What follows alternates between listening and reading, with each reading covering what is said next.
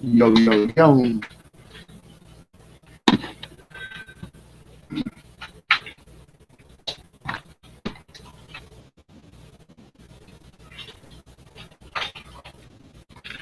Alrighty, everyone.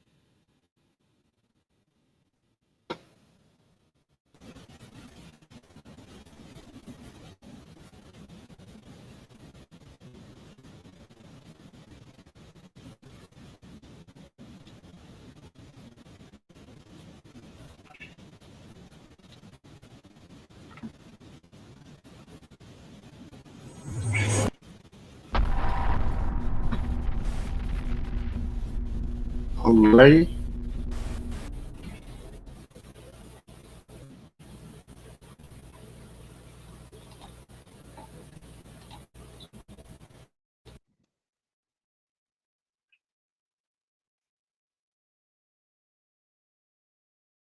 Alrighty.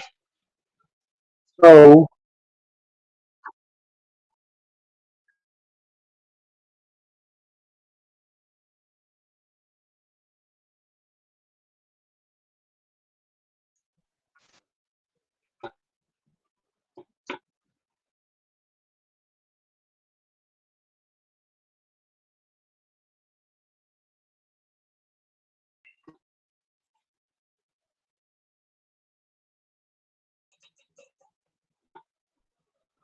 oh man.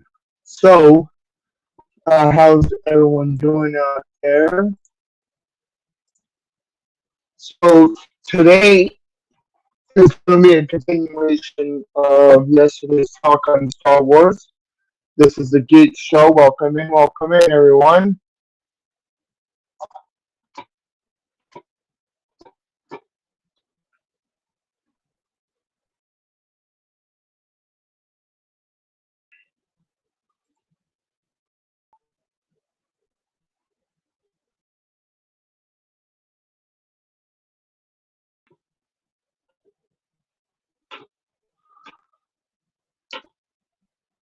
So, we left off on the Mandalorian, discussing about that.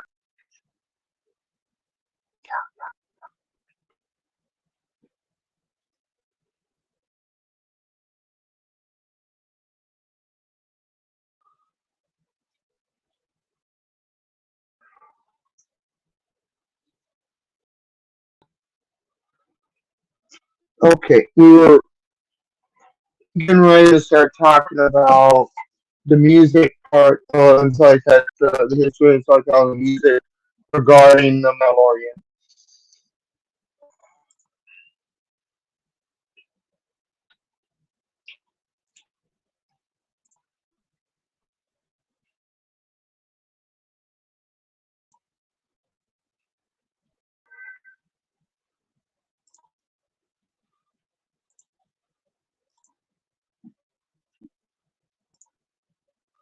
Okay, now, so today, okay, so on December 19th of 2018, Ludwig Gonson Gorason was announced to be composing the music for the show. Gorason had previously composed music for director Ryan Coogler's 2018 film Black Panther. Favreau met him through Coogler, discussed the project,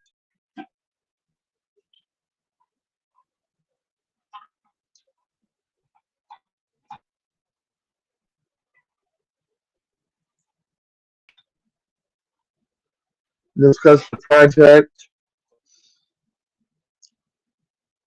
a year before production began on The Mandalorian.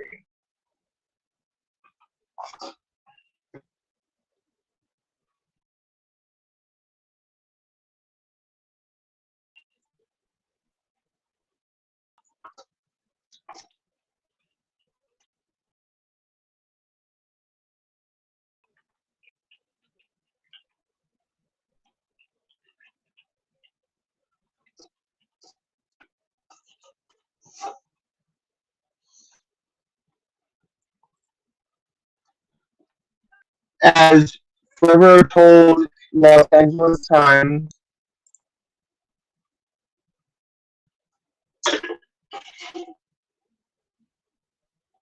he wanted the music to be a little grittier, a little edgier, and a little more tech-oriented, something that felt half tech, half classic.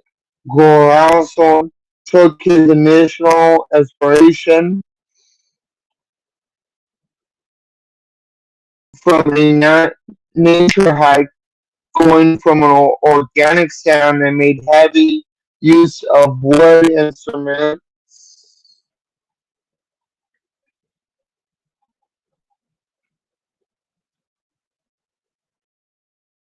combined with electronic instruments and orchestral music.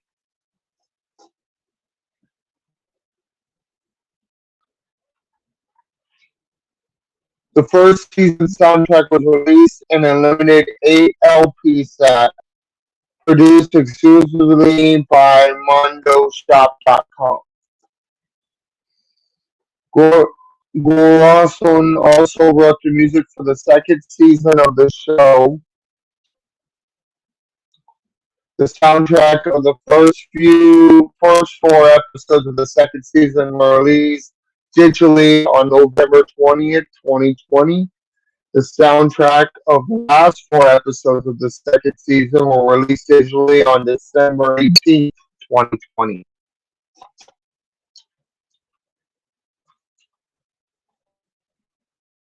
Favreau and Filoni and most of the cast hosted a panel at Celebration Chicago on April 14th, 2019.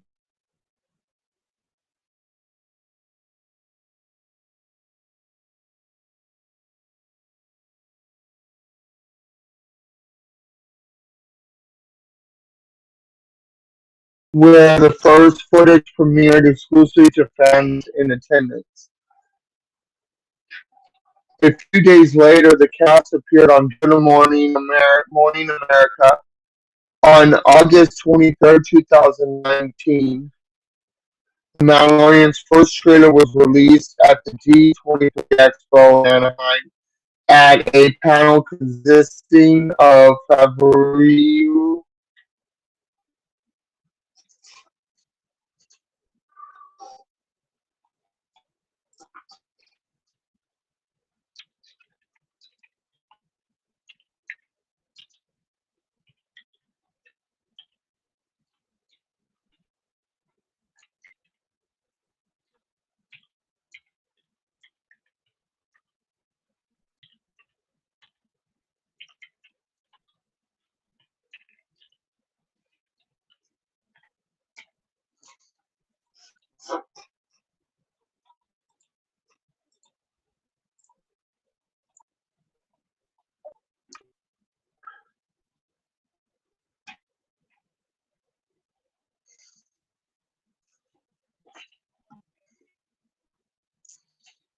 Okay, And then, okay, the panel consisting of Fabri, Filani,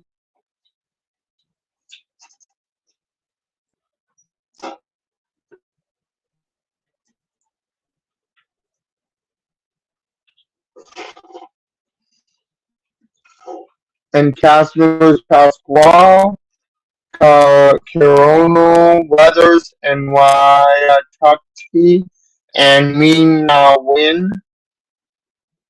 The show was the cover story for the September 2019 issue of Entertainment Weekly. On October 19th, as a part of their press day for Disney Plus, Disney showcased 27 minutes of footage for members of the press.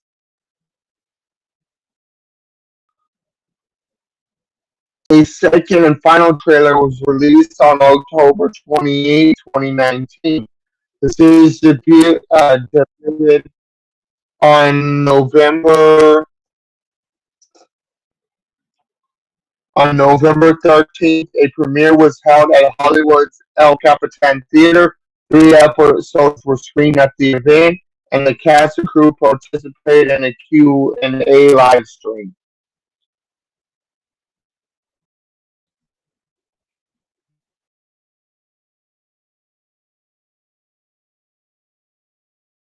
Following the success of the first season,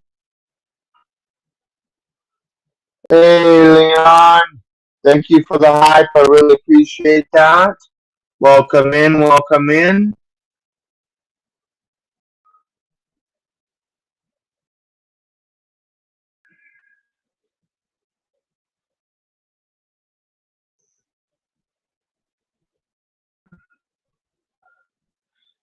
Okay, Disney CEO Bob Iger revealed on February 4th of 2020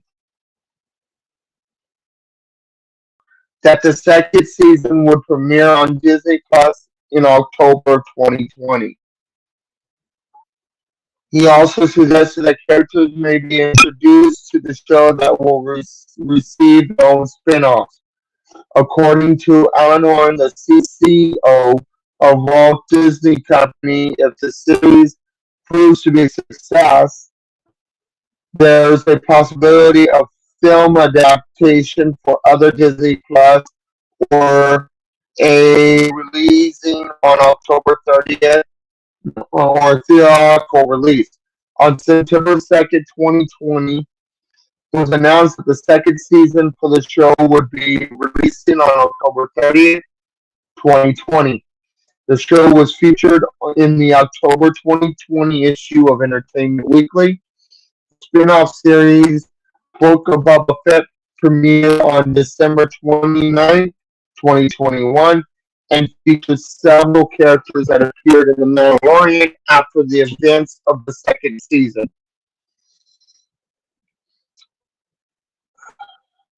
The third season takes place after the events of the Book of Boba Fett.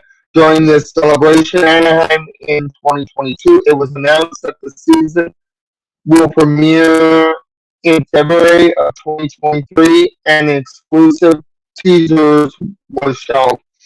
It was also announced that Rick Famuyiwa would executive produce and direct in the third season. The release was later delayed to March 1st. The Mandalorian's merchandise line debuted as a part of Triple Force Friday, which was held on October 4th, 2019.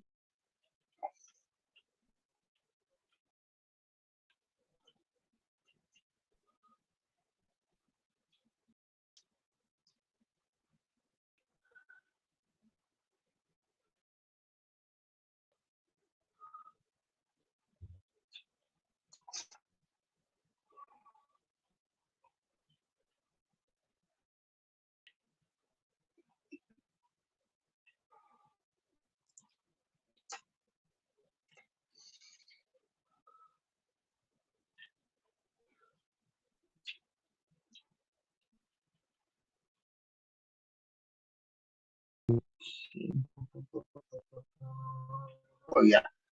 Um, Disney Gallery, The Mandalorian, a series which focuses on behind-the-scenes aspects of the Mandalorian, premiered on May 4th, 2020. A Mandalorian publishing program began in fall 2020.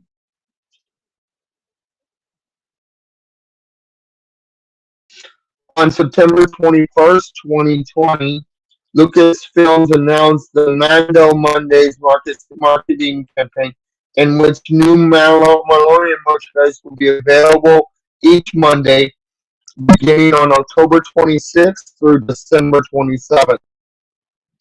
Elements from the show were incorporated into various games, including Star Wars Galaxy Heroes, Minecraft Star Wars, Fortnite, and The Sims 4. Reception.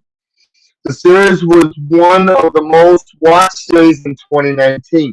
In July 2020, the first season was nominated for 15 Emmy Awards, including Outstanding Drama Series. September ended up winning 7 of the nominations.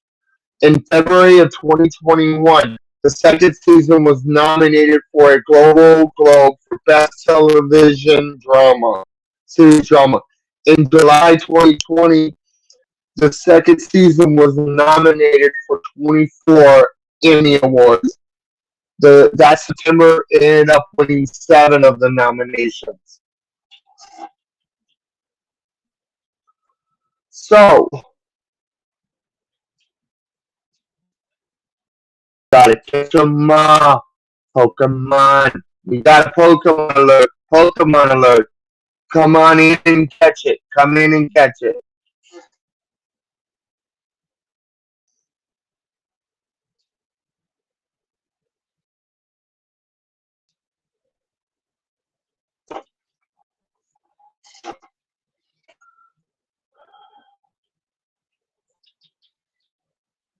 Okay.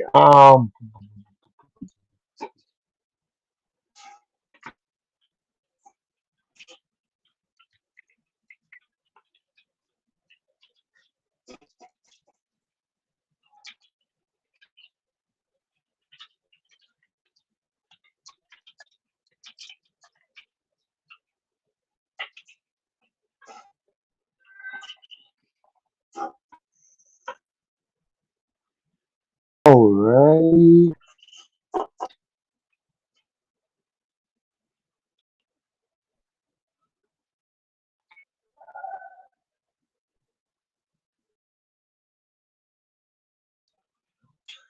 Alrighty. Okay. Alrighty, everyone. Now let's get into the book of Boba Fett and start that.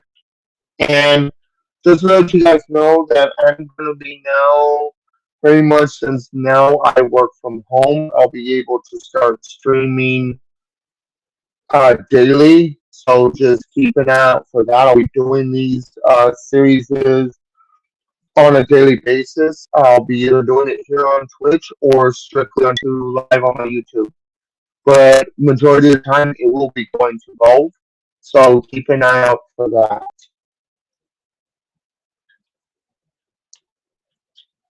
So, yeah, okay. All right. But first, let's get some ambiance music going.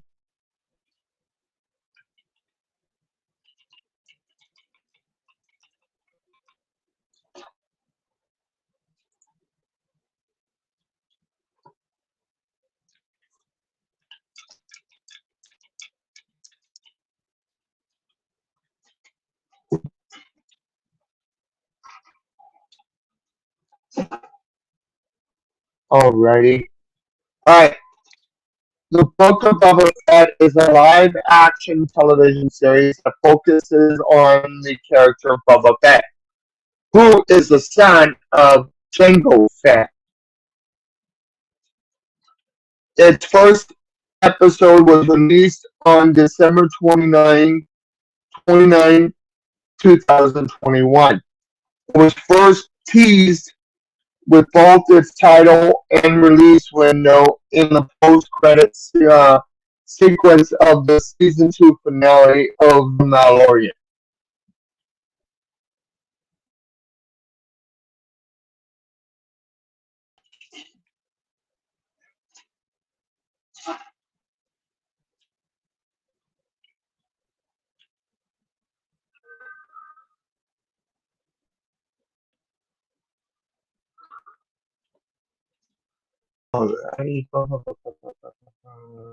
Oh yeah. Okay. All right. Now, official description. The Book of Boba Fett, a thrilling Star Wars adventure, finds legendary bounty hunter Boba Fett and mercenary Finn Shan navigating the galaxy's underworld where they return to the sands of Tatooine to stake their claim on the territory once ruled by Jabba the Hutt and his crime syndicate. Boba Fett made his live-action return to Star Wars in The Mandalorian Chapter 14, The Tragedy, an episode directed by Robert Rodriguez. Series executive producer John Favreau originally approached Rodriguez to direct the important episode because he loved Rodriguez's interpretation of the character. He also decided to pitch to Rodriguez and the studio the idea of creating more episodes centering around the character. Although Rodriguez usually avoided franchises, that changed with Bubba, as Rodriguez felt that he was an underdeveloped character and that it was as if he was an original character Rodriguez could expand. Reports of Boba Fett's centered Disney Plus miniseries first surfaced online in early November 2020.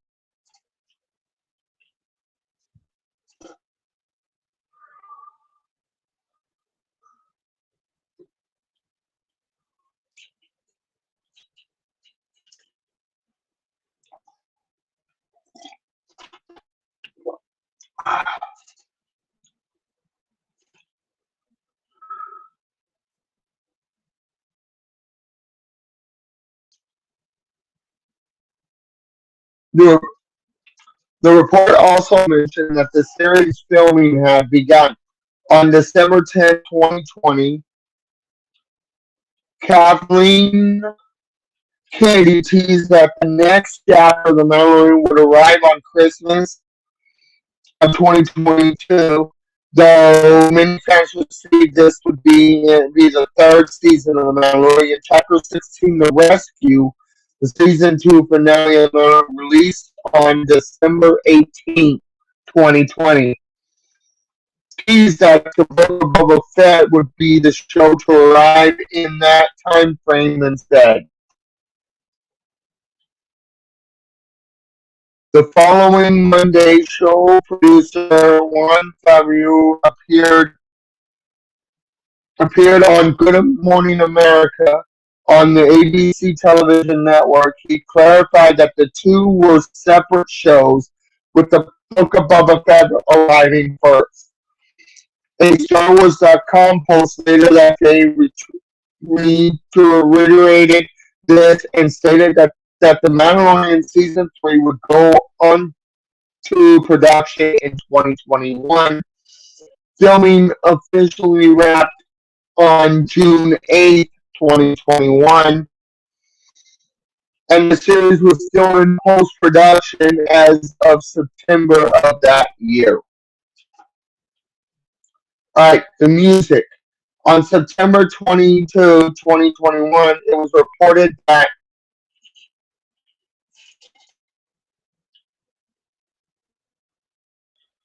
the same person that did the music for The Mandalorian is also doing the soundtrack music for the Book of Boba Fett.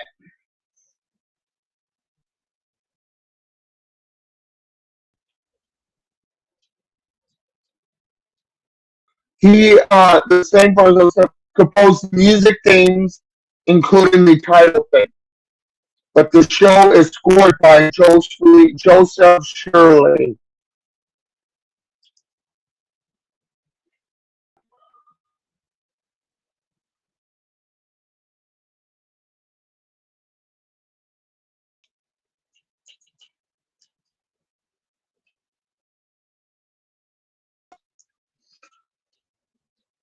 The first teaser trailer was released on November 1st, 2021. The promotional trailers mainly used the first minutes of the series premiere as according to Rodriguez. The second half of the episode gave too much information.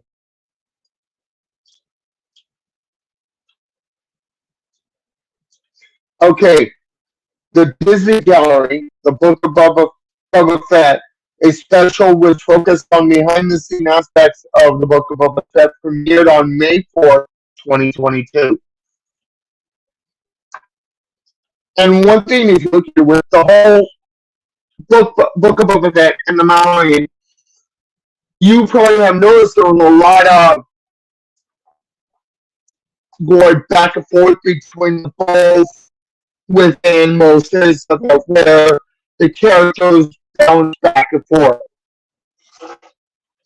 Where Matt, you would later on through the series about that, you would eventually see Mando in there, and vice versa. You saw Boba Fett in the Mandalorian. So, because of them both being bounty hunters, they would always bump into each other, or sometimes work alongside each other for a certain cause. But majority of the time, bounty hunters don't. They work alone. If you really do go deep into the lore and the whole history of bounty hunters, they mostly work alone. They're solo per people, and they just don't like being partnered up, except for the Mandalorians. But some are that way, some aren't.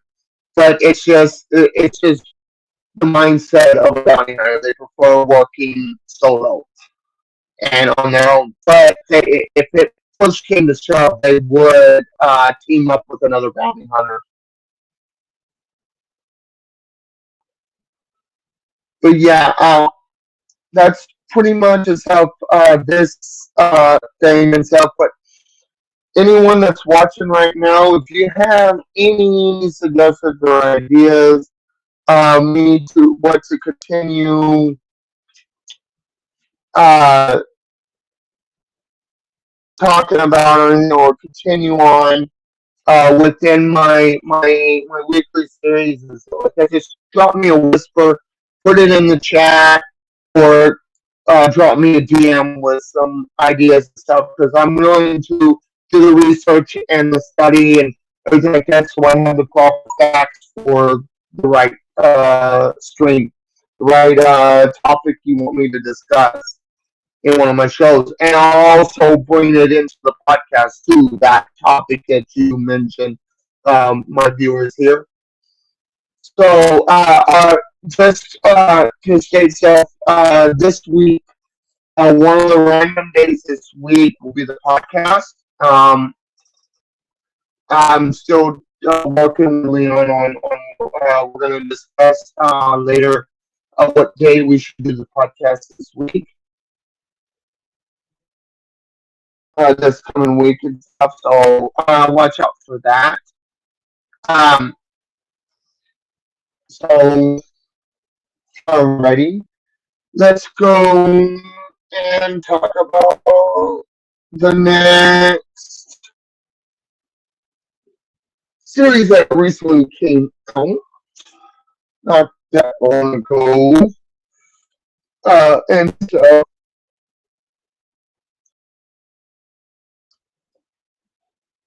And it is the Obi-Wan Kenobi. Obi-Wan Kenobi, marketed as Star Wars Obi-Wan Kenobi, is a live-action television miniseries developed by Lucasfilm. It premiered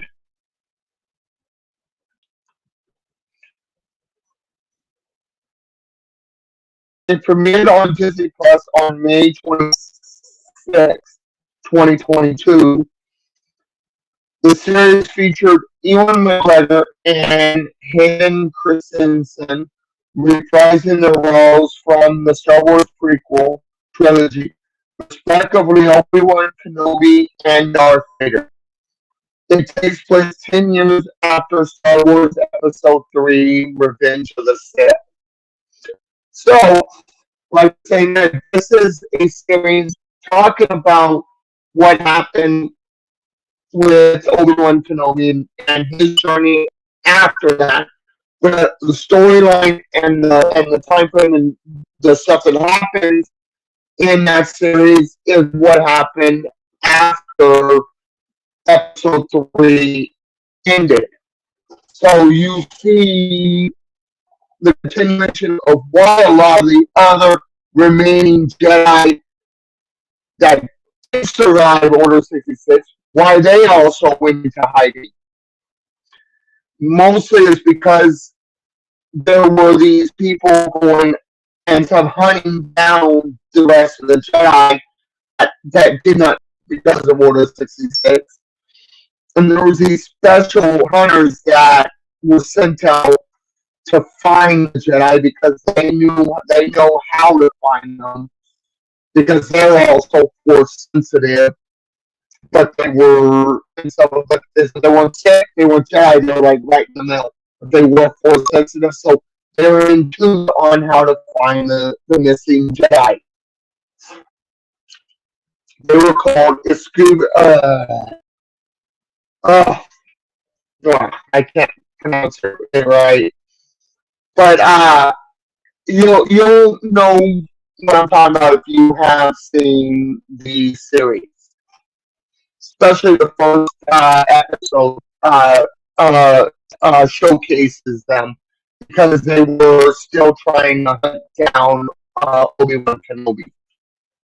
That was the main Jedi their actor is Obi-Wan Kenobi because he's the highest one of the highest level Jedi still remaining, or was a Jedi still is like that still because he once he went into hiding he renounced his denounced that he was a Jedi.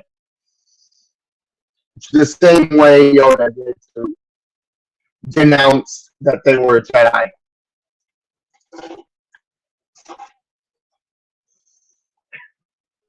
Because of the Empire still looking for them.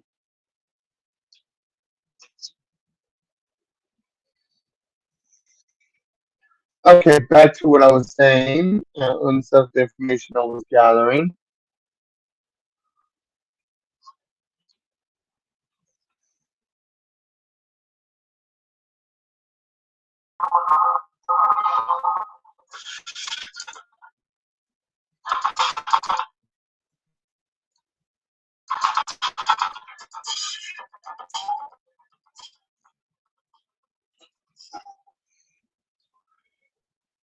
During the reign of the Galactic Empire, former Grandmaster Obi-Wan Kenobi embarks on a critical mission. Kenobi must confront allies turned enemies and face the wrath of the Empire.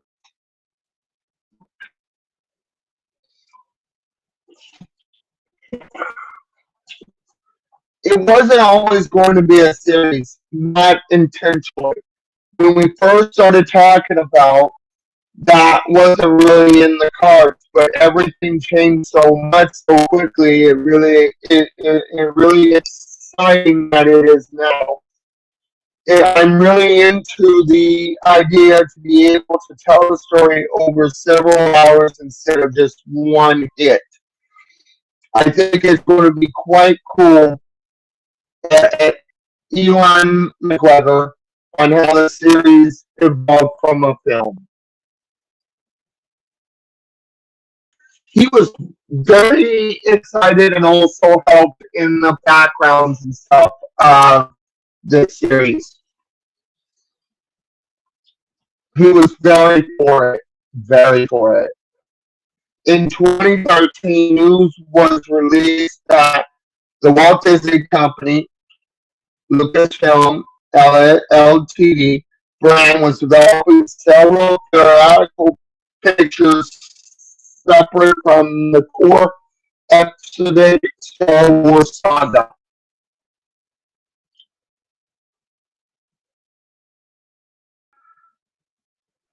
which were later denominated as the Star Wars Anthology series line. Talks about a potential Obi-Wan centric movie as part of the Empire series arose, and Ewan McGregor, the actor who played Kenobi in the Star Wars prequel trilogy, was approached to reprise the role. However, McGregor knew about the project as far as back in 2015. Until 2019, he was forced to withhold information in interviews. Rogue One, A Star Wars Story was the first installment of the anthology series and was released in December 2016 and was well received by both critically and commercially. In August of 2017, sources from the Hollywood Reporter reported that an anthology film centered on Obi-Wan Kenobi starring McGregor was in development by Lucasfilm, with Billy Elliot, director Stephen Daldry, in early talks to direct and oversee the project. Joel Edgerton, who portrayed Owen Lars in the prequel, had previously expressed interest in reprising his role in a spin-off film about Kenobi. Once he was hired to helm the film, Daldry contacted House and Army to talk about the possibility of joining the project. However, all Star Wars standalone spin-off films were put on hold following the lower than expected box office returns from Solo: A Star Wars Story, the second anthology film in May of 2018. 4 months later, Disney CEO Bob Iger revealed that Lucasfilm had revaulted its release schedule in the wake of the poor reception of Solo. It later confirmed that there will be a hiatus on Star Wars following the release of Star Wars Episode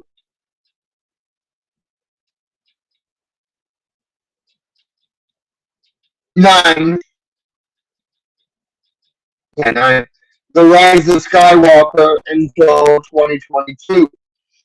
Despite this, former UK Foreign Secretary Boris Johnson was quoted in November 2018 as saying that the filmmakers of the Obi-Wan Kenobi film had proposed shooting in Northern Ireland. The Hollywood Reporter had previously voted it in a 2006 poll as the most wanted anthology film by fans.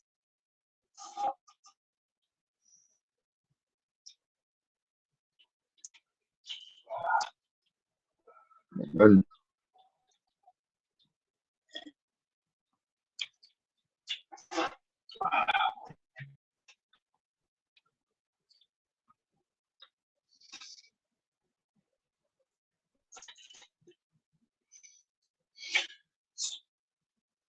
Stuart Beattie was hired by Lucasfilm to write a script for the Obi-Wan movie. McGregor then participated in a costume test for the planned film. However, at some point in development, the film project turned into a television series instead. The script, the first of the planned trilogy, served as the basis for the series, which was officially announced by McGregor and Lucasfilm's President Kathleen Kennedy at the 2019 D23 Expo. After months of rumors and speculation, it takes place 10 years after Revenge of the Sith. During the event, it was also revealed that the episodes had already been written and that production will begin in 2020. Amani and Deborah Chow were later announced as showrunners in StarWars.com. Reva, the chief villain of the series, was originally killed off in Beta's script. On January 23rd, 2020, was reported that the series has been put on hold due to alleged script problems. However, McGregor later stated that these rumors were exaggerations and that production continued as normal. McGregor further stated that while filming was indeed delayed to January of 2021, the series' intended release date would remain unaffected. On April 2nd, 2020, it was reported that John Wick Chapter 3 Harlem writer Joby Harold was hired to write the series, replacing Amani, who left the project back in January. This was confirmed in 2022 as Penny revealed in an interview that she was concerned with the direction of the script. She had shut down production in January of 2020 and hired Harold to replace Amani. Despite leaving the project, Amani still received writing and story credits for 4 episodes of the season.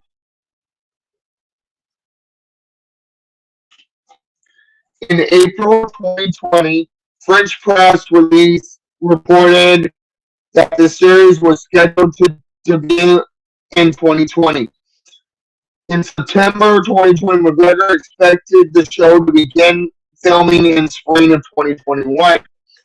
On October 9, 2020, Ewan McGregor confirmed while on BBC's The Graham Norton Show that filming was scheduled for March of 2021.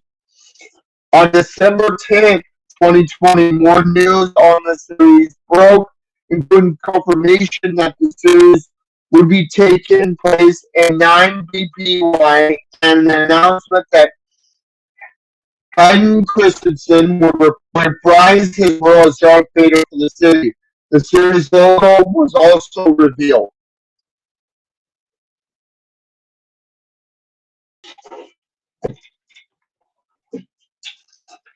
On March 29, 2021, Lucasfilm announced the cast list for the series, which also included Moses Ingram, Joel Edgerton, Bonnie Mazepisi, Camille Nanjiani, Indrid Vermey, Rupert Friend, O'Shea Jackson Jr., John King, Simon Kingsley, and Ben Safdie. Filming began in April. In late 2020, the series was said to be produced using the Volume, a technology previously used for The Mandalorian. On May 19, 2021, it was revealed that veteran Star Wars concept artist Doug Kane collaborated with director Deborah Chow on the series, making heavy use of different cultures for new designs. At least six department heads are of Asian American heritage, with Chung Hoon Chang serving as the director of photography. Filming wrapped on September 19, 2021. On February 9, 2022, Star Wars.com announced that the series will premiere May 25th of that year. The first teaser trailer for the series was released on March 9th. It was announced on March 31st that the premiere for the series would be pushed back to May 27th, 2022, with the first two episodes premiering together. And this is the first series of where they actually aired two episodes during the first premiere. Usually it's done the next episode and da da da da. This was the first time where they premiered and aired two episodes at the first time during the premiere. The first when the season 1 of Obi-Wan Kenobi premiered. So they did two episodes the first day, and that's not usual because the other series that were before this only did one, they premiered one episode at a time.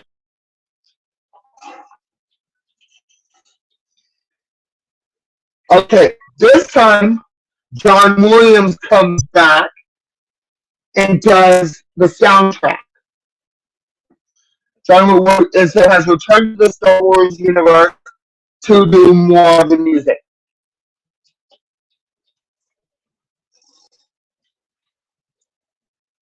So the soundtrack is going to be a lot better because it's only got for the Obi-Wan series because John Williams has always done Star Wars music from the beginning. All the original Star Wars soundtracks were all John Williams. Everything. George Lucas would not have known about John Williams if it wasn't for Steven Spielberg. That's who he got a hold of John Williams through was Steven Spielberg, and John Williams has been loyal to the Star Wars universe for a long time, and then pulled away for a little bit, and then is coming back, and then came back. So he has a lot on his plate because he bounces between the Lucasfilms and everything Steven Spielberg. So he goes back and forth. So he could have done the other ones, but he was already busy with other projects, so he couldn't. So they had to replace him for the other two with someone else. But once his schedule was clear and all that, they were able to bring him back.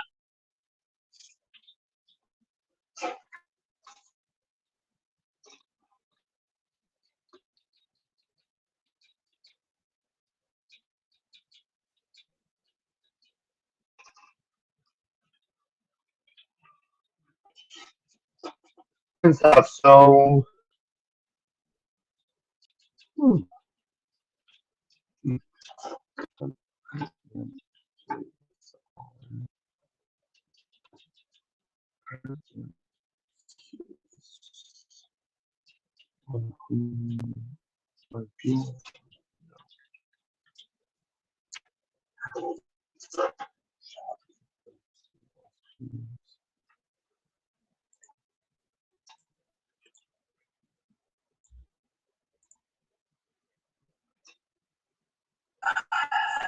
Give me about 10 minutes and I'll take a break. And about 10 minutes I'll take a break. Because I need to get up and stretch. Yeah, about 10 minutes. Put it in break.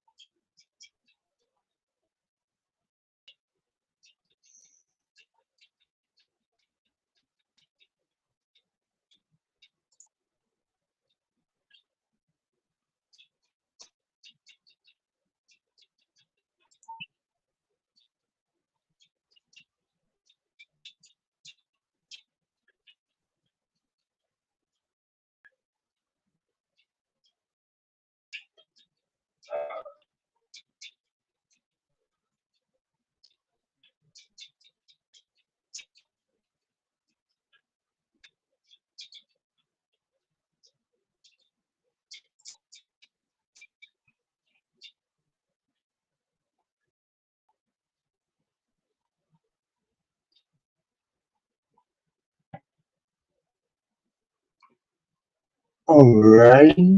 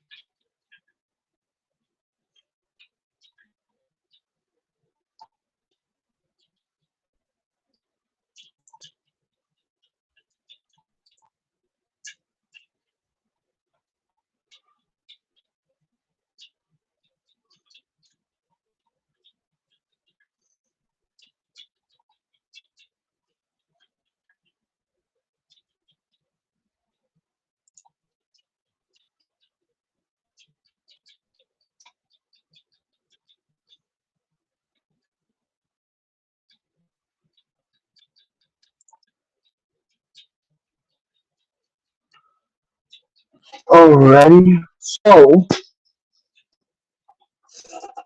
yeah, and in a little bit I'll be taking a little stretch break, and then I will return after that.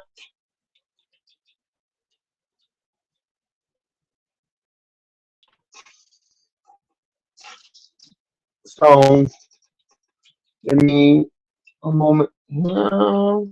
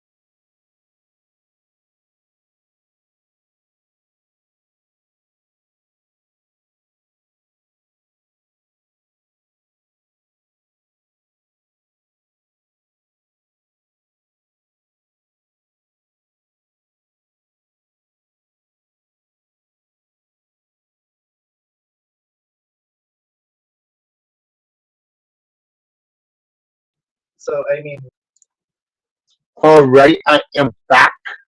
So, like I was saying and stuff, um, how's everyone else doing out there in Twitch world, also YouTube, and all the other places that I'm connected to right now? How are you all doing? But,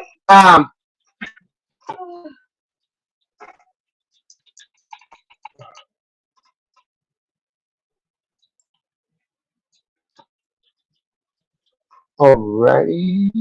So, yes, okay. And now, let's continue where we left off.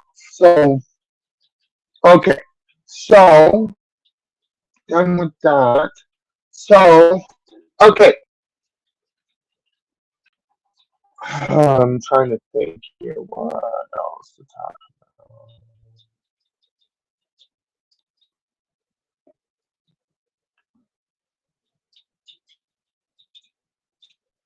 about? Oh, did you guys know? Some of you, some ones that are watching and stuff like that. Some of you, stuff like that, that haven't really gone into this Star Wars all that much or really studied it. But did you guys know? Okay, so this is true fact from the part of California where I resign in. Um, it's at the Imperial Valley. It's like at the desert dune area of the Imperial Valley. One of the dunes is up locally where I live was the film location for a Star Wars film, or for a scene in one of the original Star Wars movies. And that was that scene and stuff where Jabba, it was Jabba's like that Jabba's floating palace was filmed with that in fact that was feeding Han Solo and Luke to the Sarlacc. That scene, that whole battle scene against Jabba and all that stuff, all that was done in one of the dunes here locally where we live, which is and the dunes referred to here is called Glamis. Yeah, it's Glamis in our area and stuff. Because we have Glamis and we also have Buttercup. But yeah, they also filmed another movie called Mad Max. There is in the same location and stuff. But as a Star Wars fan, we all know that Glamis Dunes was the film location for Star Wars: A New Hope and the Return of the Jedi. That whole that whole scene is like that was C-3PO and R2-D2 going across the dunes and stuff like that of Tatooine. That was Glamis too. But Glamis is really well known for that scene in Return of the Jedi. Was what really made it a popular place for Star Wars fans to go and visit. And a lot of times what we'll do is we'll go to Glamis and meet up at the exact point on Glamis that film was filmed and stuff, and stuff, the exact location in Glamis. And we'll just kick it there and do some reviving of that particular scene and stuff, and just play around and everything like that. Like with lightsabers and stuff, just react those scenes and stuff. Take pictures of each other standing on the dunes and stuff, and stuff. So we have say a little memorial, little token that hey, we were on a set of Star Wars on one of the sets. One of my dreams, one of the items on my bucket list is to literally visit every single set location That's in the Star Wars universe. That's on my bucket list. I know I'll never you say complete it, but at least it's on my bucket list, so just in case I'm able to.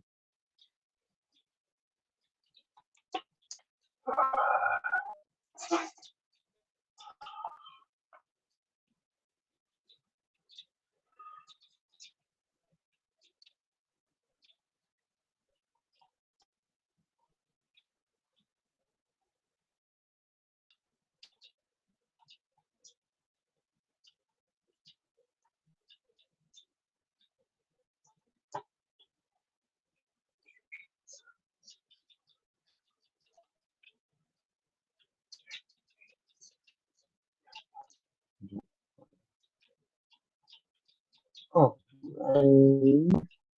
so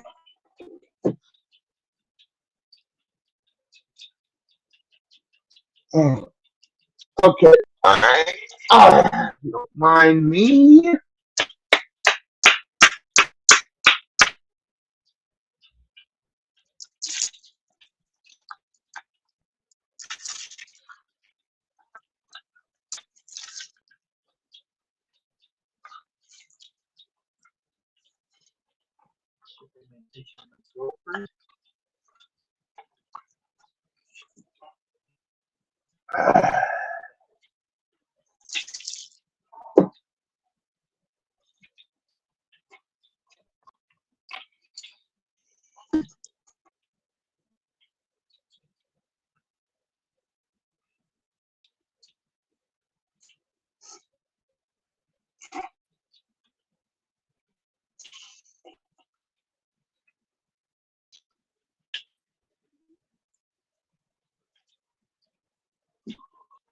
And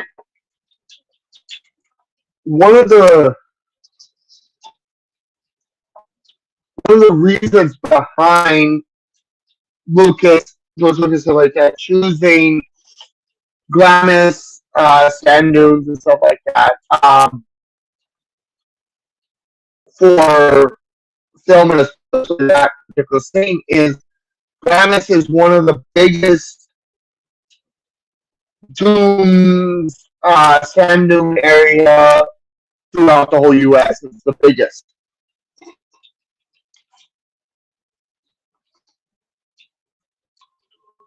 And one of the reasons why we have dunes, I mean like desert areas like dunes and stuff like that here locally is because this portion of California is referred to as a desert and we're below sea level, so we actually have what they call sea sand from when this portion of the U.S. this portion of the U.S. was underwater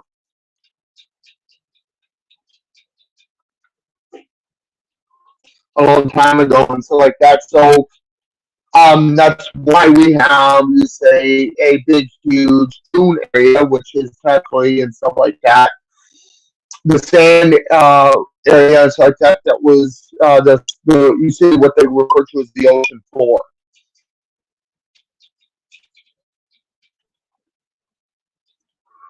Most of the places that used to be that's desert right now across the globe.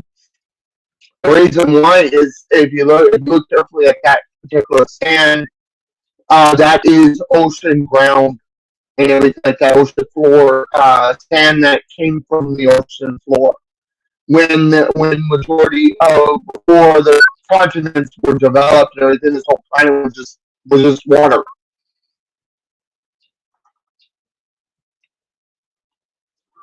And some of the continents weren't even fully developed like they are now because that portion that finally developed was underwater. So there wasn't that much continents developed during the first formation of this planet. Eventually, the tectonic plates and all that stuff started forming more and more. There was earthquakes like crazy, splitting some of the continents, con- some of the countries that the condense themselves into what they look like now and everything, instead of being all connected and everything. Earthquakes just split all that apart and split and merge them and shaped and all that stuff with earthquakes that happen a lot during the formation of this planet.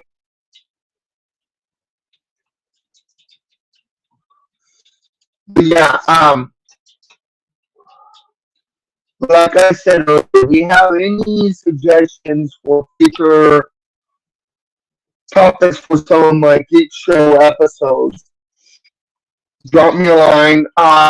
Drop me a comment on YouTube. Drop me a DM in Discord. Drop me a whisper and drop me a message on Kik. Whatever way you can get a hold of me to relay that, go ahead.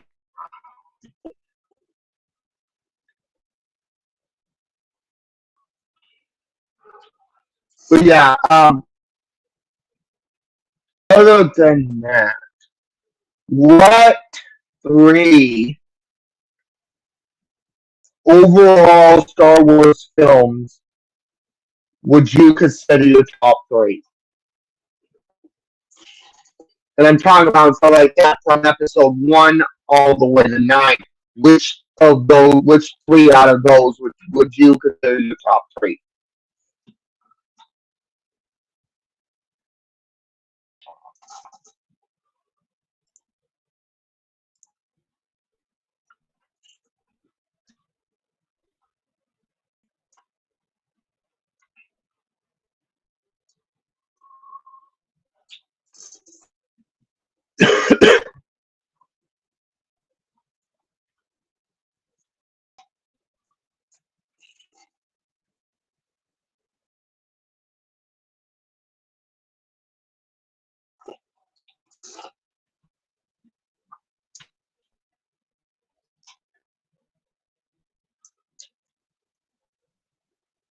Yeah, yeah. The original three. Same with me, the original three. New Hope, New Hope all the way to Return of the Jedi. Yeah. So and stuff like that. No, it is New Hope, Return of the Jedi, and Empire Strikes Back. Okay, yeah. It is New Hope, Empire Strikes Back, and The Return of the Jedi. Those are my top three. Always been and always will be because those are the classic original storylines. Yeah, you had episodes one through three that told the backstory that started three through four, but I put yeah, the original saga will always be my top go to at all time. I always make sure I also include the original because to me, look at it, best darn storyline ever in the whole Star Wars mythology.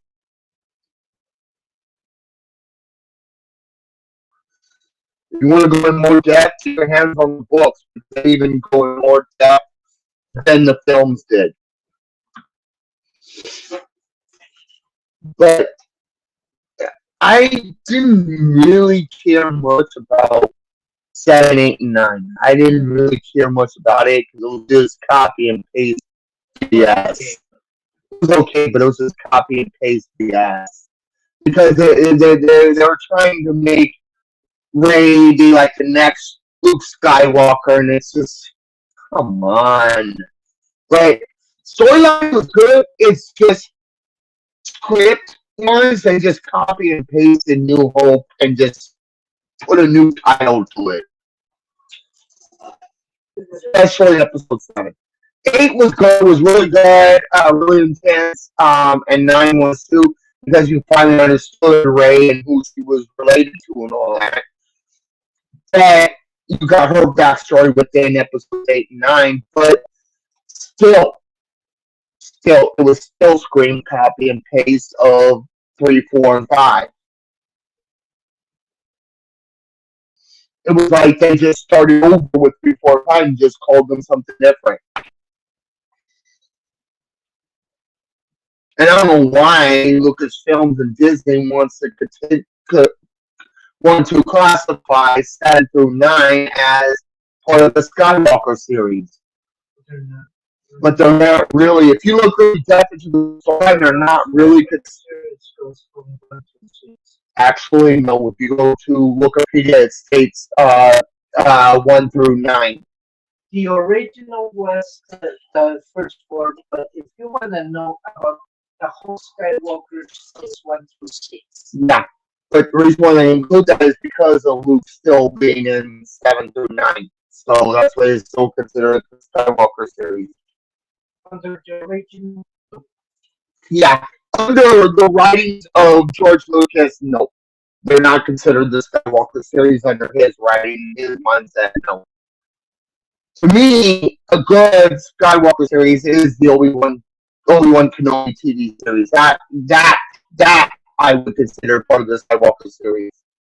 Because that goes into depth about Obi-Wan and his continuation of his storyline from episode 3 up to A New Hope. So yes, I prefer the Obi-Wan Kenobi series being considered part of the. I would consider that part of the Skywalker series, as the ending of the Skywalker series is the Obi-Wan Kenobi series, TV series, in my opinion. If some of you out there disagree on that, that's your call, but this is my opinion.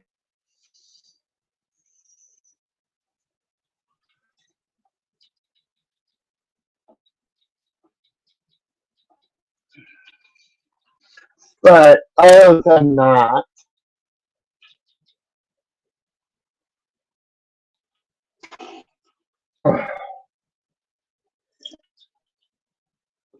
pretty soon I'm going to have a geek show series based off of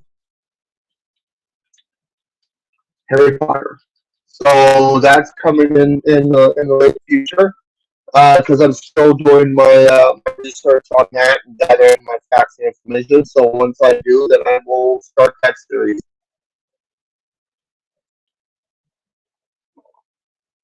Then I'm also going to go in depth about this series right here, My Little Pony, but mostly Gen 4. You're not going to catch me talking about Gen 5 or the past Gen 4. Gen 4. Me and Leon are both going to on our separate channels. We're going to go into depth and on our opinions and information we have gathered that is separate from each other and go into mythology of Gen 4. That's coming too on the schedule. Keep an eye on my schedule list on my channel.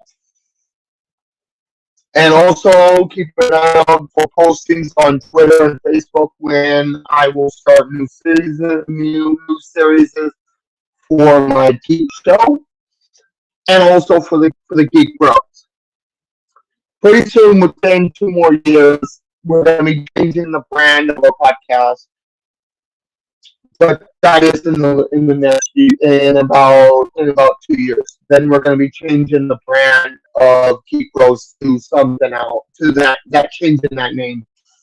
But for now, it's going to stay with Geek Bros until then.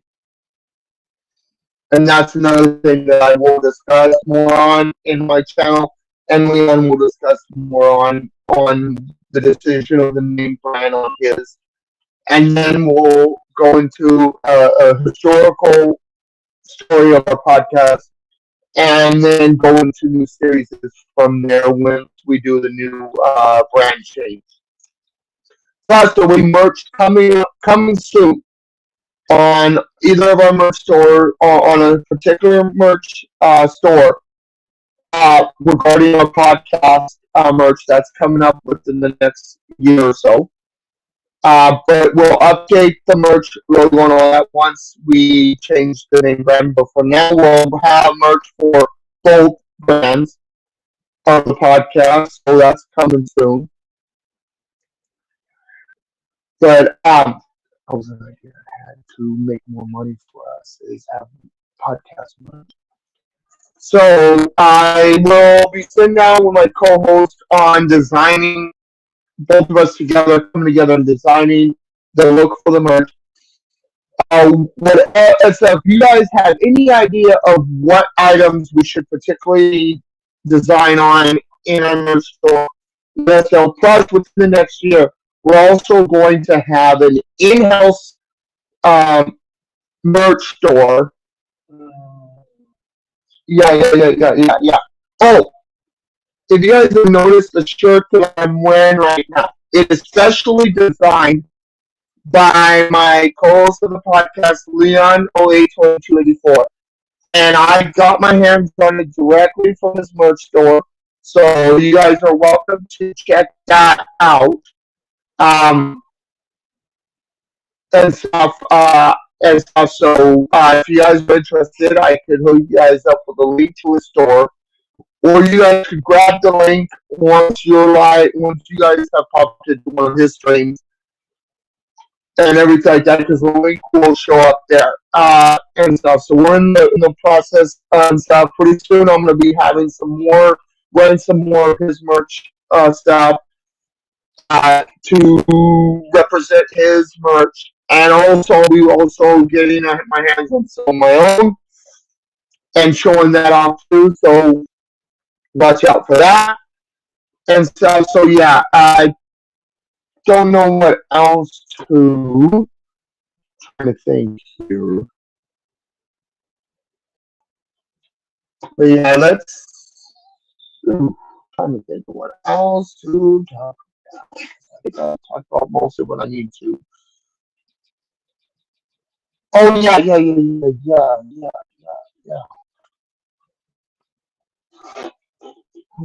Forgot about one show that was gonna in today as of like start into in today's episode and stuff, so we can continue it in tomorrow's stream. I'm not scheduled, but I will sometime tomorrow. What time? But sometime tomorrow I'll pop on live and stuff for pretty much the day and stuff. But if I'm not lying, you guys want to check out someone that is always live, almost 24/7, 7 days a week. Check out Leon Way 2284 on Twitch and stuff because he's doing a lot of gameplay. He's rotating between gameplay or just chatting series, so check those out. He already has some already up on his YouTube, which is Leon22. Go check that out.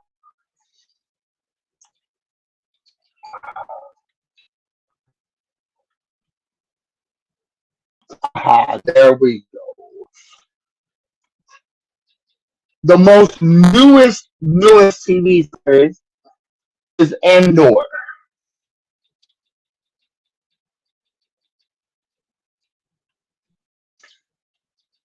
Andor, titled as Star Wars Andor.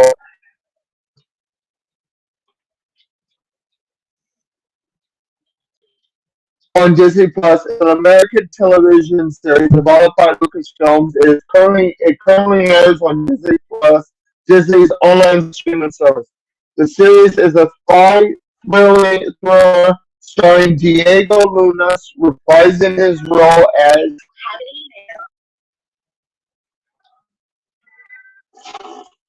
okay. Okay. Okay, as Cassian Andor from the film Rogue One, a Star Wars story. So, good description of Andor. Andor is almost like a backstory continuation of Rogue One, where it describes and so goes into the actual backstory of Andor, the planet Andor, and the main character, Cassian, and everything like that. And so it goes into that too. and stuff. So yeah, and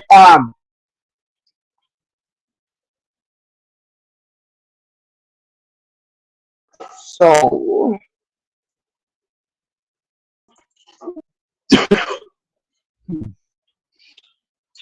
so yeah.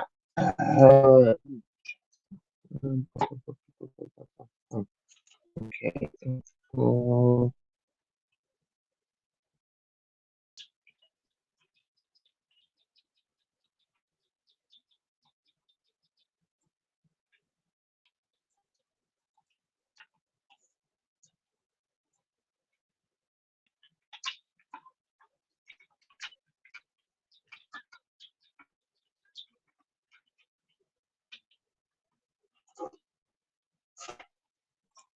Alrighty.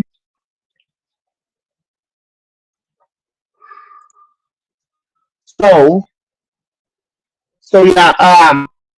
Calls for a television series focused on Kazan, character from the 2016 Star Wars anthology film Rogue One, a Star Wars story.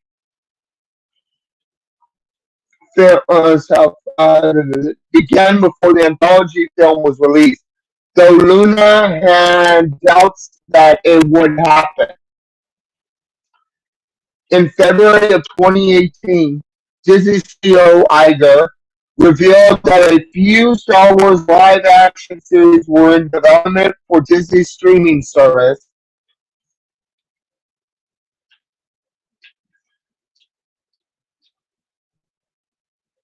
The series was officially announced by Iger during a Disney quarterly earnings call on November 8th, 2018. On November 30th, it was reported that the Americans executive producer Stan Schiff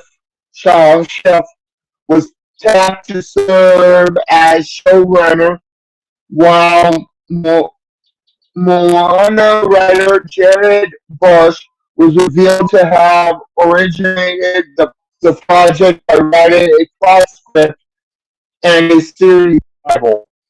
According to Production Weekly, the series was scheduled to begin production in October of 2019. On July 11th of 2019, Rick Famuyiwa was reported to be in talks to direct an undisclosed amount of episodes for the series, with filming scheduled to begin on October 7th. On October 15th, 2019, Variety reported that Rogue One co-writer Tony Gilroy would be writing the plot for the series, in addition to directing multiple episodes. On December 3rd, 2020, Diego Luna confirmed that the series has started filming in London. The title of Endor, as well as behind-the-scenes footage.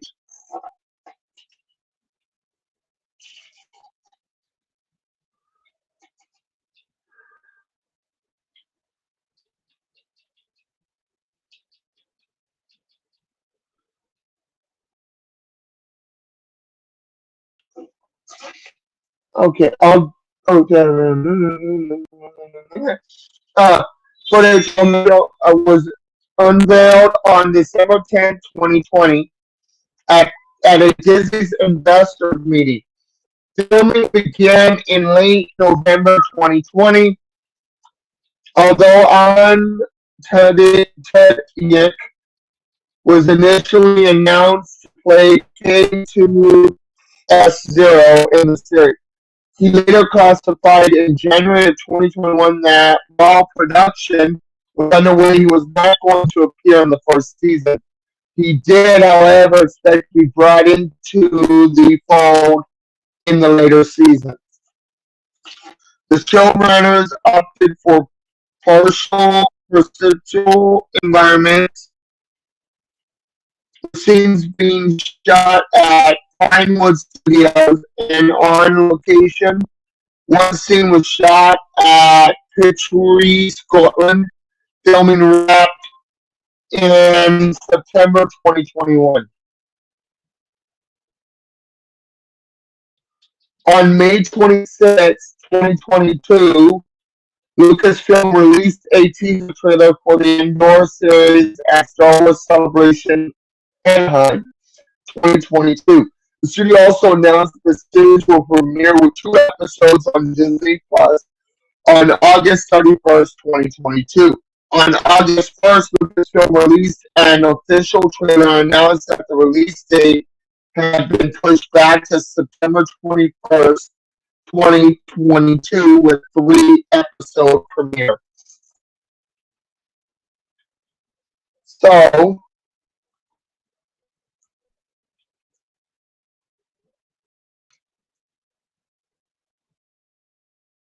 so, uh,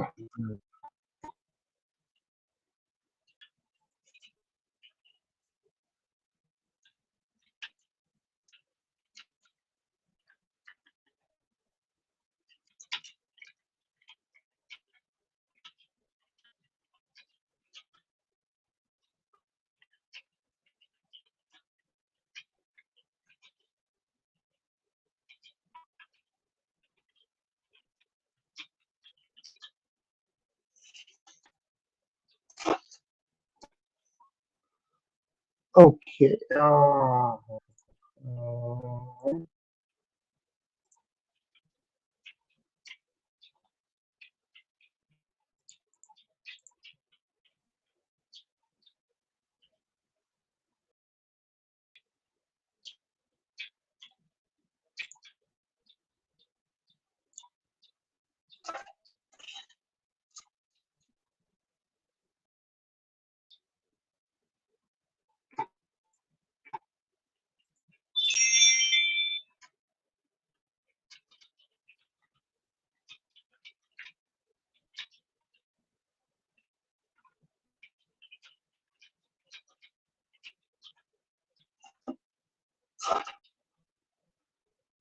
Oh, man. So,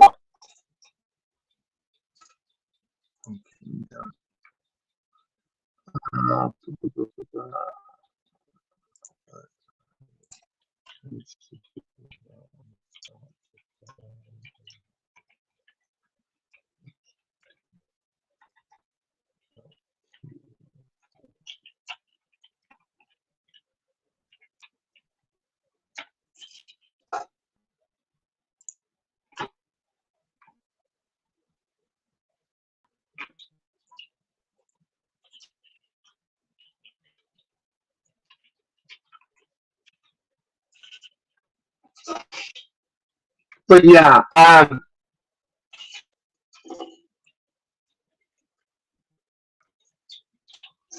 but yeah, other than that, man, this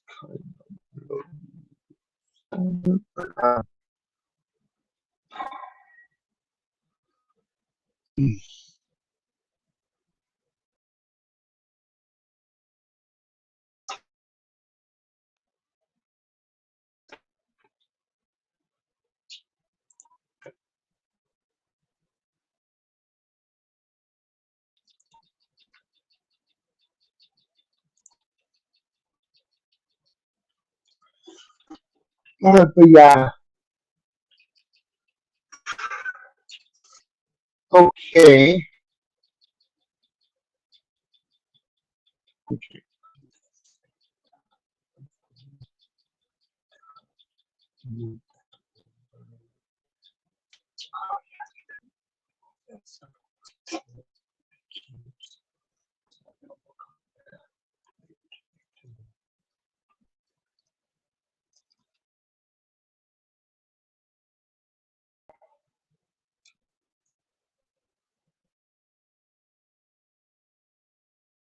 Oh, okay. No.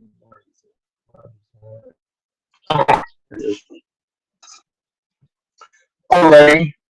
The story star ending there.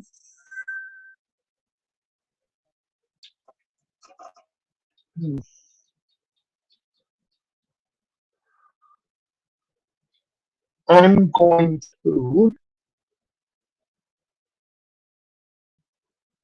and get make a little middle note too. I need to make myself a little reminder to gather the rest of my mythology stuff for Star Wars because there's still some stuff I'm missing.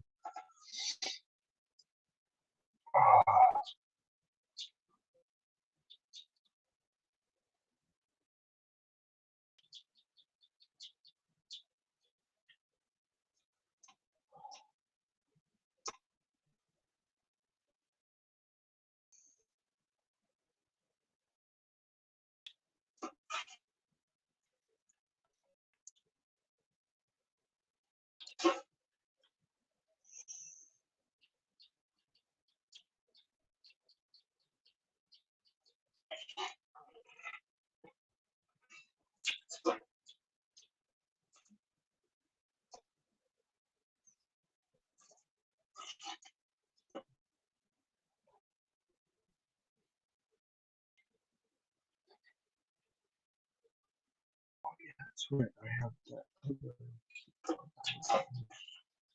Oh, no, I need to reorganize this stuff again. What I might do move this stuff this way. Okay. I have an idea for something, but I'll do that after my stream. Is move this stuff this way, move this guy to like right here. Yeah, this one here, I'm gonna move it and put it right here. Can you to reorganize so Yeah, I'm gonna reorganize because then I'm gonna move my laptops this way, like these two this way, because then I could have my keyboard for this one right here, my keyboard for this one right here, and alrighty,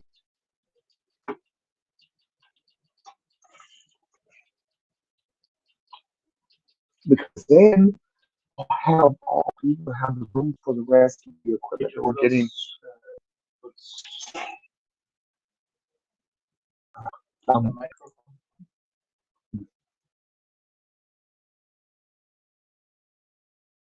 uh, talk about setup is fine. Okay,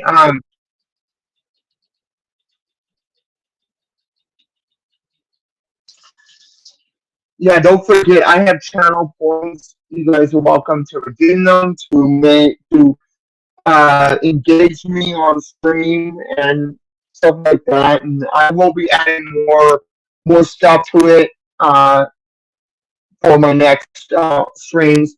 So keep an eye out for that too. Which I'm probably gonna work on some of that probably later today. And stuff once I'm done with this stream, I might work on that stuff, add some more stuff to my bots and to my channel points. So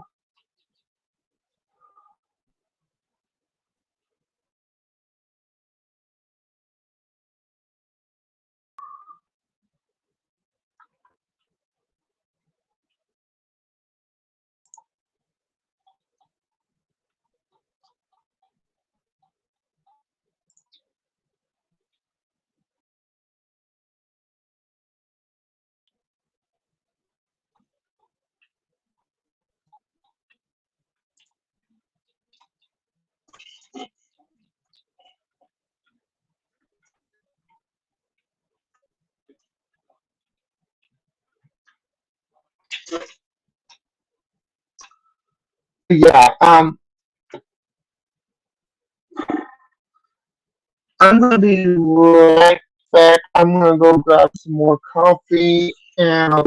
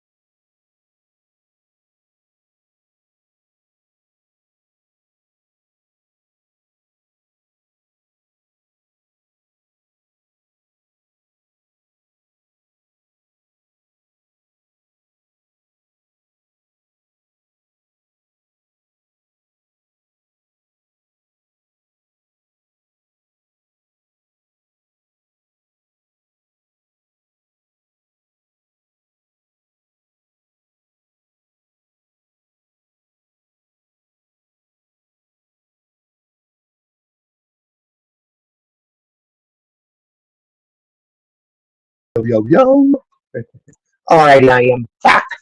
I just had to go refill my Harry Potter cup with some more coffee. So, like I was saying and stuff, uh, today, for a while, I'm going to be continuing on.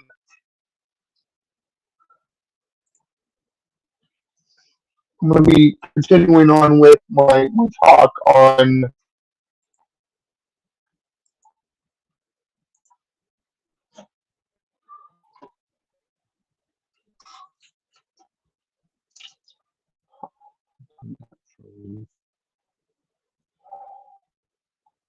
Already.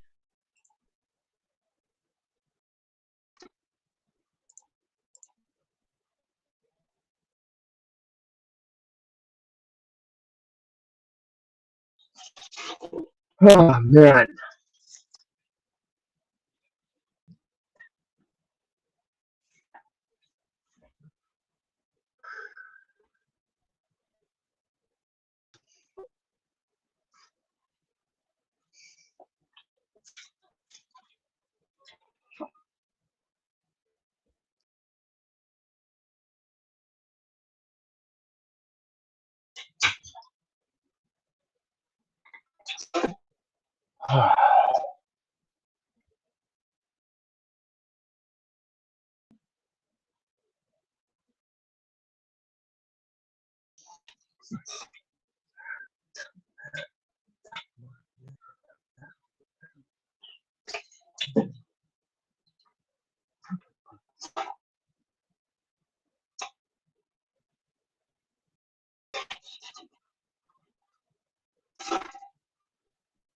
Oh, man. But yeah, okay. Star Wars Young Jedi Adventure.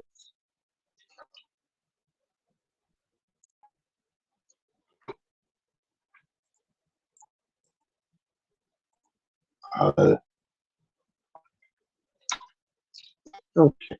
Task Manager.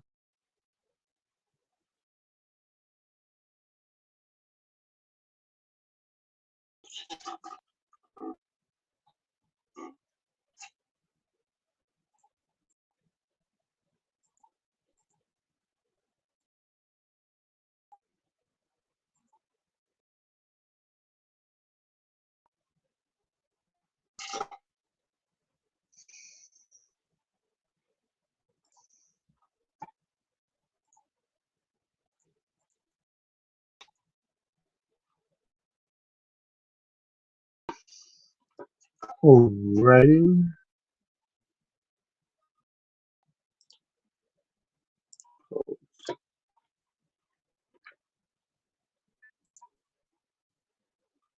Yeah, hold on a second here.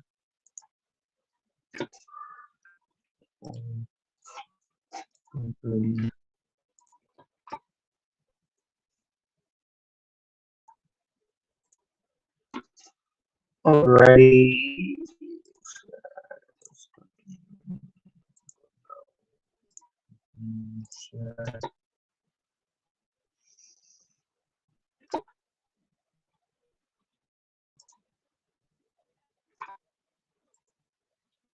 Alrighty. So, okay, Star Wars Young Jedi Adventures is an animated Star Wars series focused for preschoolers, grade schoolers, and their families. It is set during the High Republic era. It is released on Disney Plus with shorts on April 26, 2023, and released on Disney Junior, Disney Plus, and Disney Channel and Disney XD on May 4, 2023.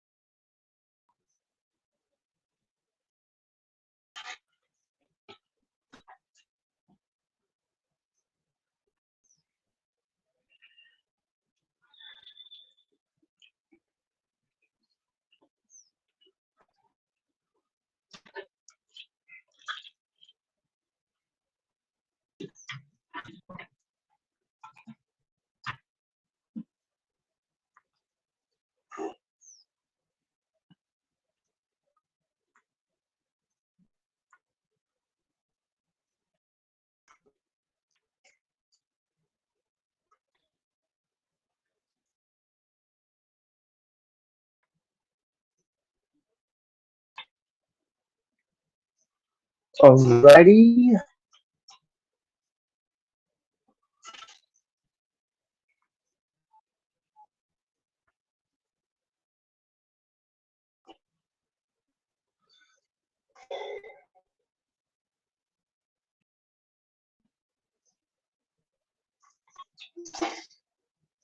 Hmm.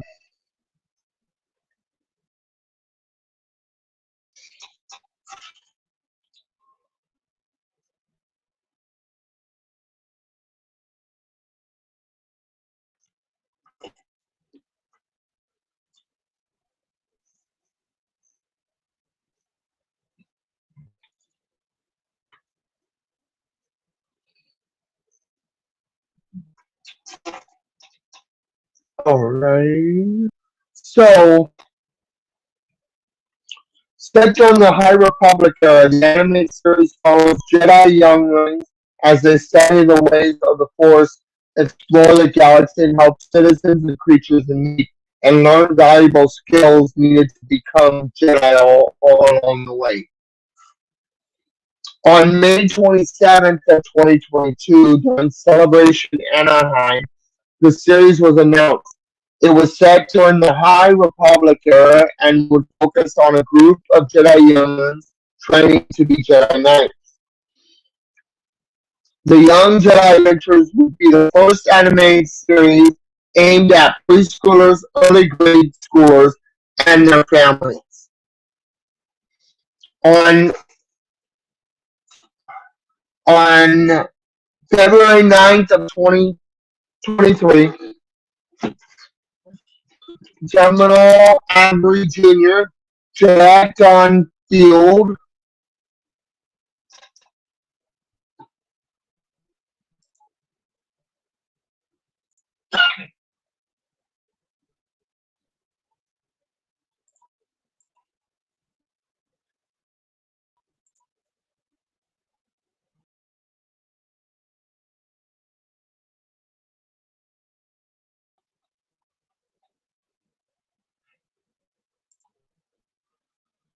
oh,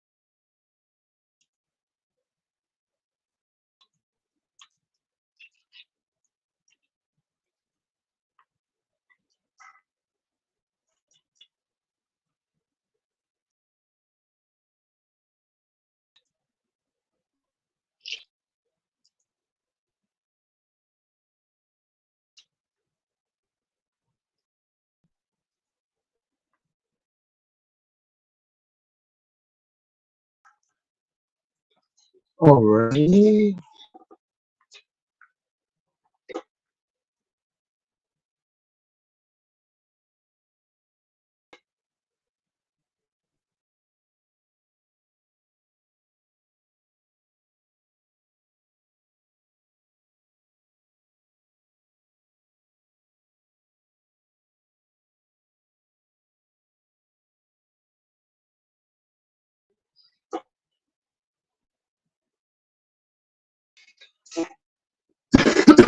But yeah, okay.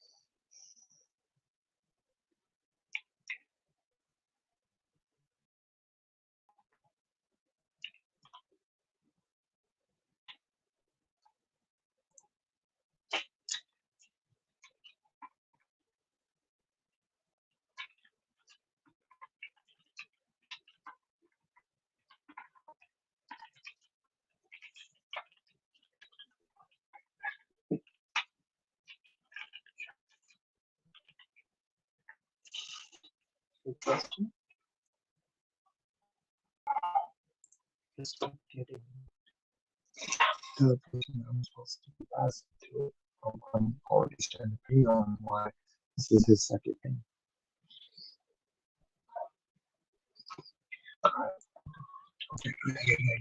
Go ahead, go ahead.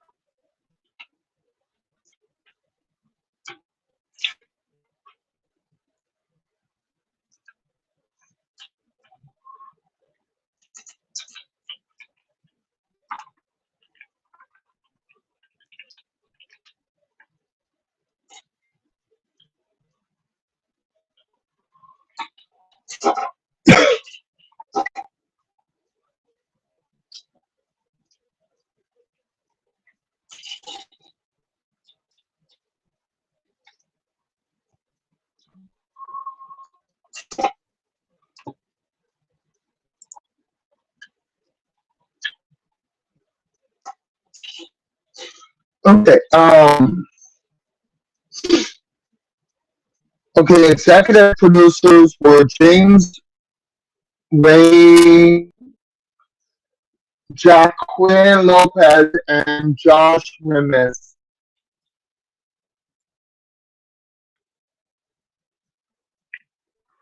The showrunner was Michael Olson, who also served as executive producer. Elliot M.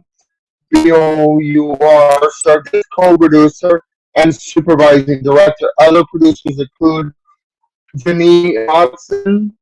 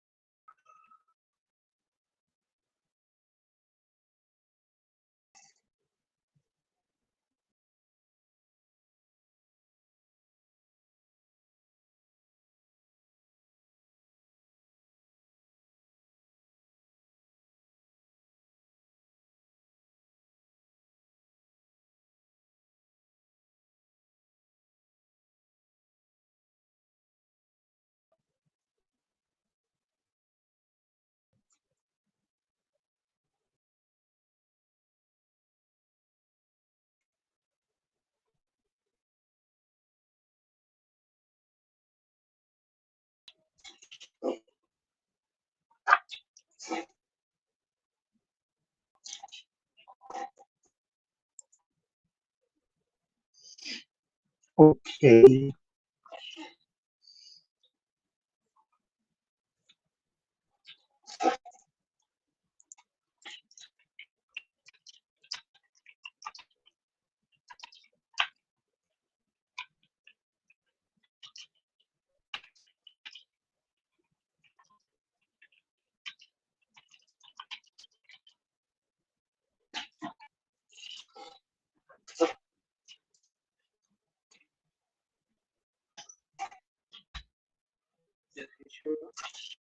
Uh, I'm gonna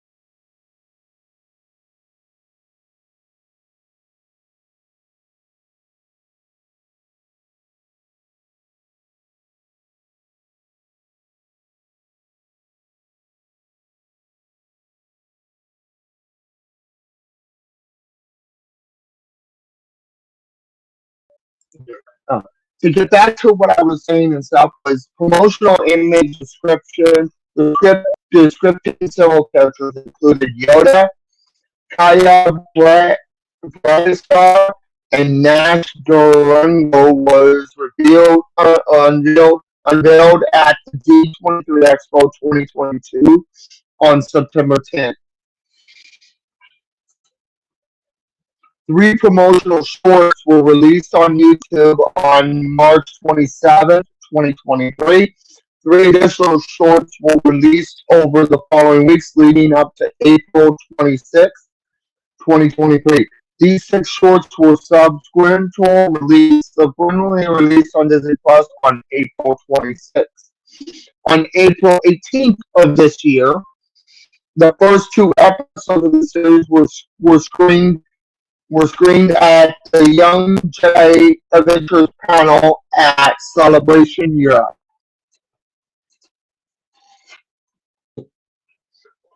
Jeff Spry of Space.com described the series as a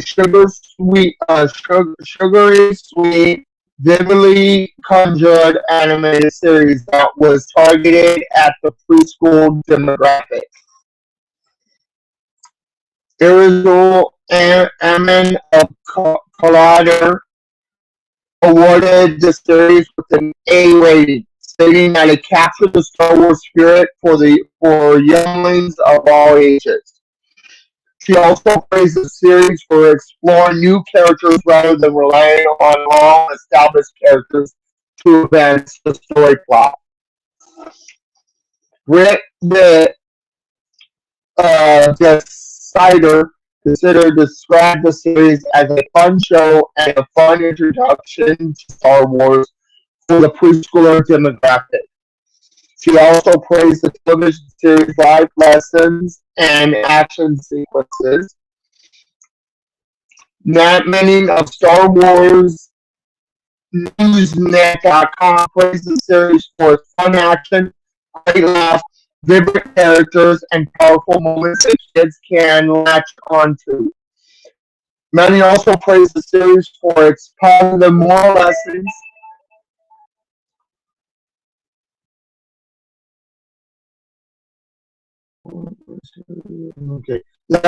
for young viewers, its colorful animation, voice cast, and dynamics between the characters.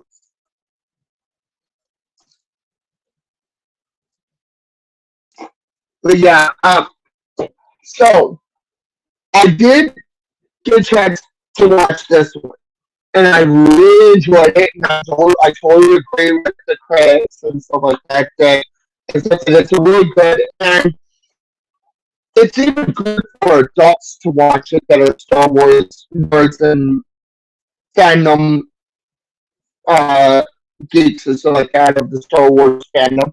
Any age of the Star Wars fandom could enjoy it. I know it was targeted to the young crowd, but it's also really good and enjoyable for the adults to even watch it. So, so, oh man, it's just today's been a wonderful day and everything, and oh man, I got a lot of catching up to do for tomorrow. I got a lot of stuff to prepare for tomorrow's stream, and the streams on from there. So just sit back, relax, enjoy the music, and we'll start this time. I'm just waiting for the green light to see who I'm going to be randomly picking to send this off to. I just have to wait and see if that person's online. Other than that, I hope everyone has enjoyed the stream and has enjoyed being part of whatever community you are in,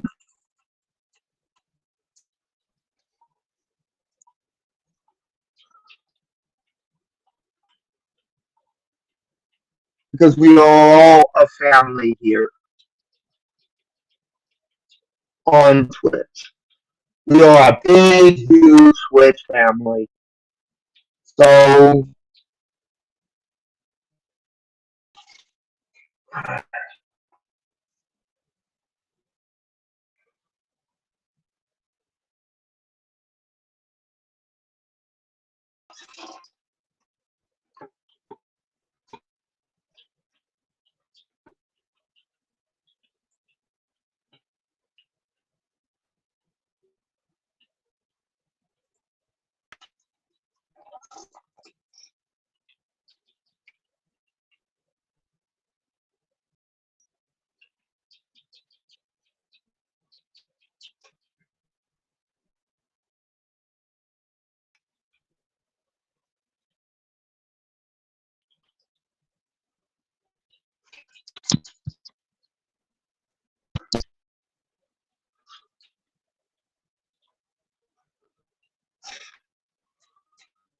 Oh man.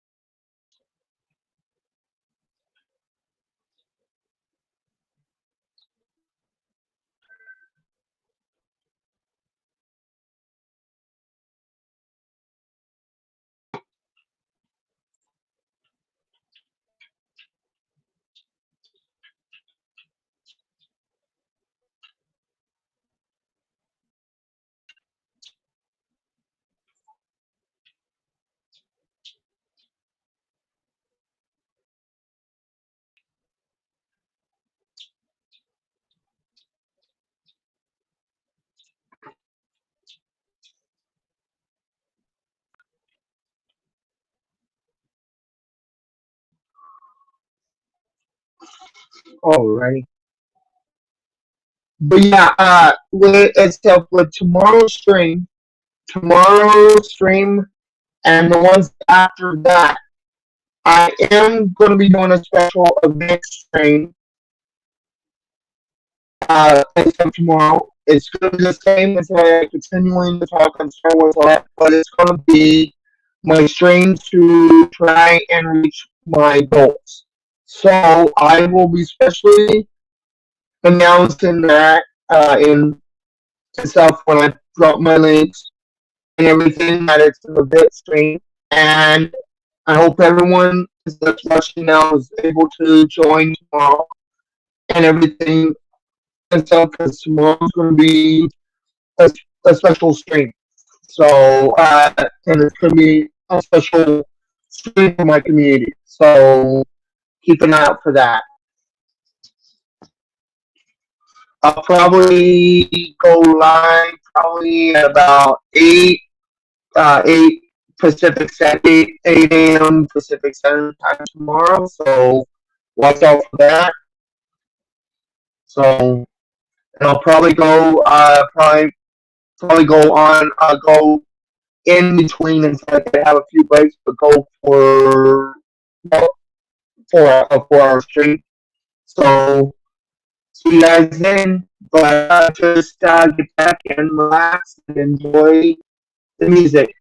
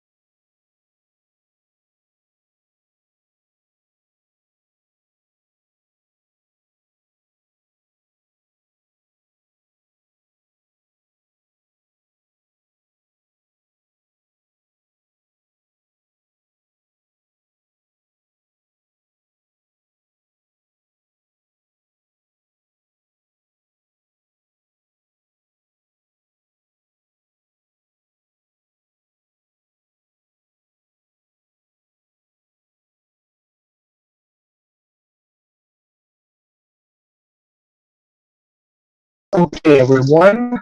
So,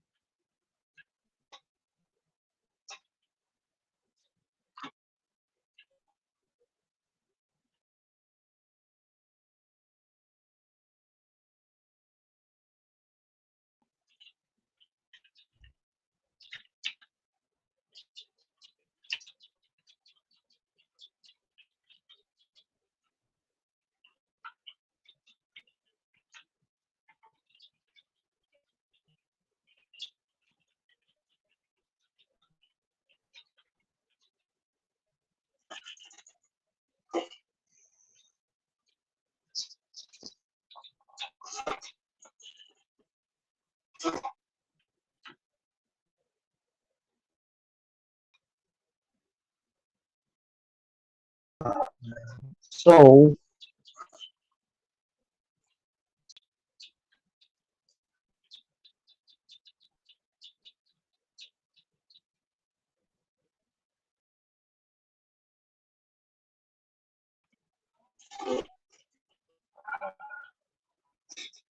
so, so, everyone, I'm going to take one more little stretch break and then come back and get into a little more lore before I start passing it.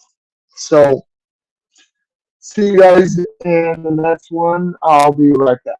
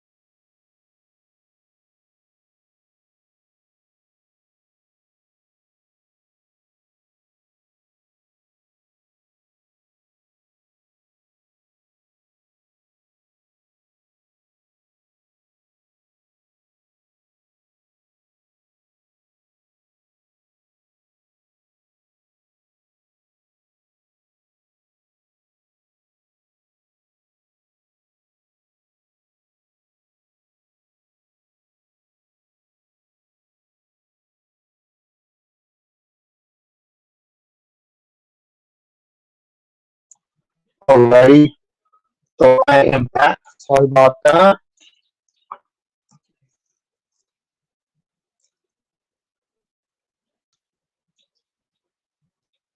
To recap,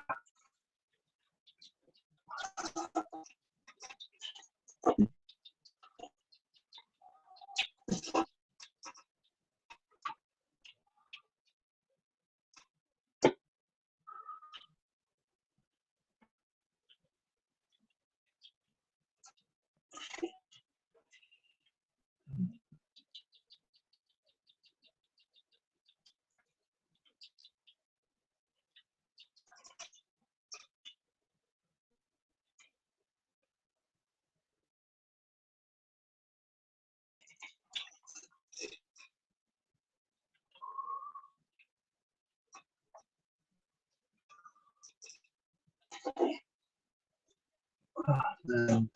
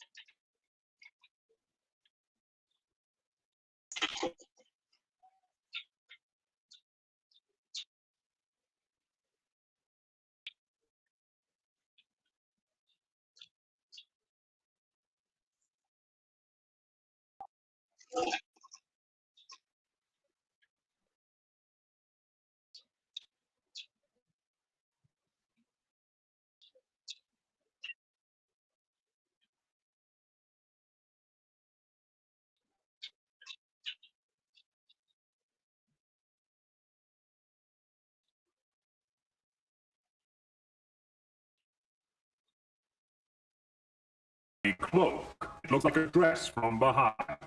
I'll leave to it. Don't worry. I'm so sorry. I'm such an idiot. Oh, and it stinks in here. Oh, Ada.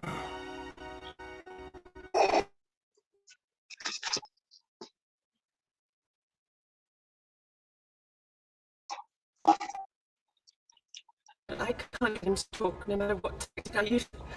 I don't like to failure. Allow me to be of assistance. I have tortured anybody for a long time. Oh, you're so cool. My pleasure.